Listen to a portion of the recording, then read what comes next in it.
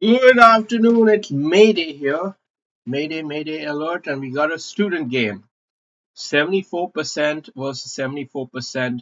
A tight tussle, which White eventually wins at the end, and White is the student in this case. So let's have a look. Let's get into the game. Got our usual opening type of stuff going on.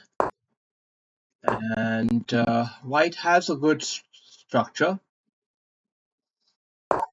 Maybe in this situation, apparently G4 is totally fine to play, and it depends on the tempo. You see, Black has spent a lot of tempo with his queen. Black also starts a tempo behind, and here there's an opportunity to gain even more tempo on his pieces to basically supercharge your development while while gaining tempo on your opponent. So that's the idea here with this. The idea is probably something like this, and have this sort of setup and play with this expansive structure. It might be harder for the human to hold this type of defense. So it's unclear whether this is a practically bad choice. It might not be. Wow, b4 is a kind of move you don't even think about. But in this case, it really applies because queen capture and then rook here takes the other pawn, and then the real mayhem starts. So very often you're happy to give up your pawn if you can get his pawn with your piece active. That's yeah, but it's a difficult one to spot typically.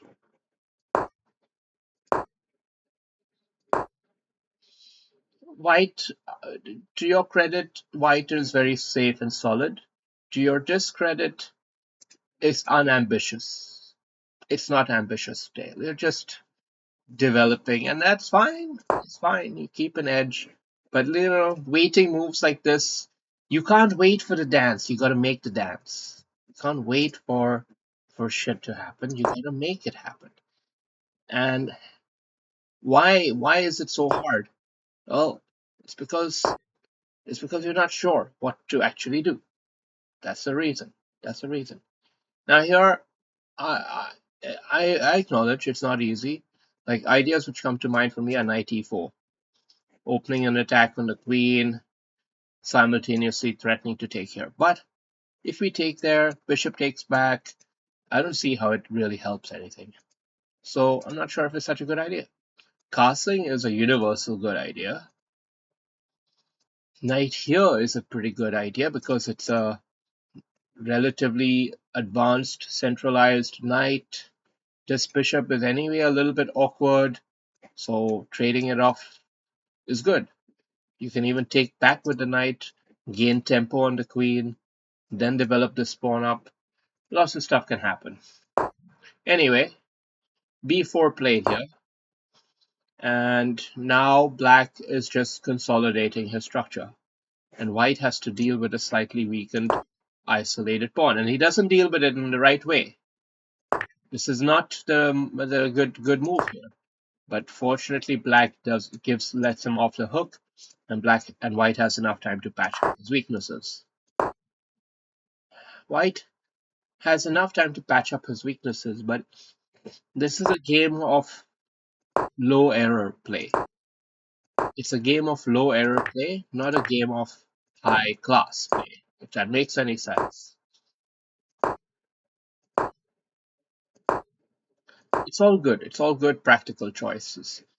Queen here springs to mind, but not really sure. Maybe bishop here after the bishop goes back.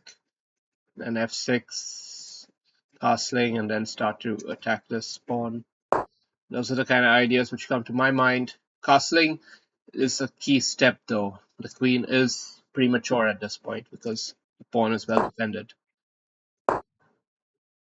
Yeah, I don't know about that one, but I recognize the thinking. It's just that the castling needs to happen. Okay, now in principle, Black has made this game very difficult for himself. The computer eval says even here, but in practice, These exposed darkened squares will make it very difficult for a good defense. So there you go. Right away, an error. Because it's not easy to defend like a computer for the human mind. It's not easy to defend like a computer. Okay, queen f4. Yeah, the idea is to come in from here. Now finally we get the castling and some patience. A little bit of patience. It's good. Good. Now the game's starting to really take shape for white. And he's got to do that slow development. This move I'm not a fan of at all. Not a fan of at all because, look, okay, I get it. The knight has an outpost here. May as well give him a second outpost so he can choose. But in principle, you don't want to give your opponent outposts.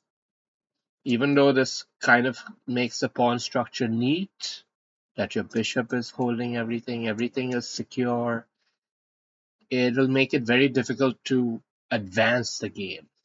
You need to break the game open at the right time. You need to figure out how to you're going to play d5 here. That's actually the goal. It's not playable at the moment, so computer suggests a4, maybe with the idea of a5 even. Anyhow, okay, this is a good move. This is a very good move because that knight could be a real nuisance. So in this manner, you've also secured a good outpost for yourself and can take the knight off. But you didn't take the knight off. You went for a wild hog here. You spent a minute and a half and played this extreme move, g4. An extreme move. And why? Because he can take it en passant. You take it back. The knight comes here and it forks queen and knight. Your queen moves here, knight takes back, takes. And you're going to start losing those pawns. You're going to start losing those pawns. So this is a big error here.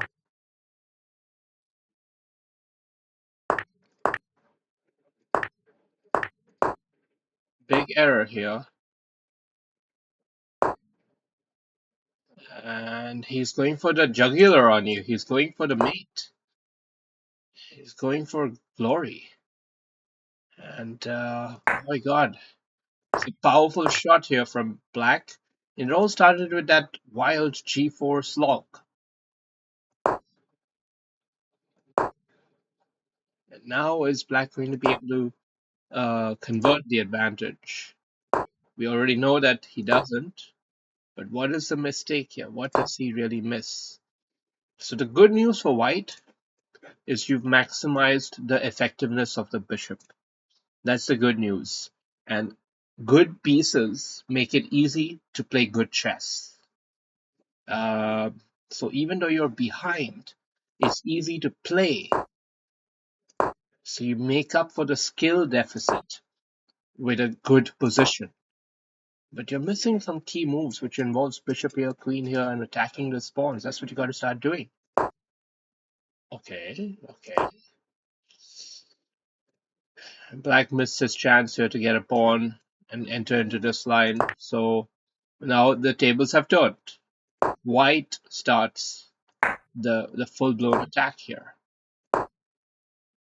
And with a lot of patience. Now white's got this patient attacker mode going on.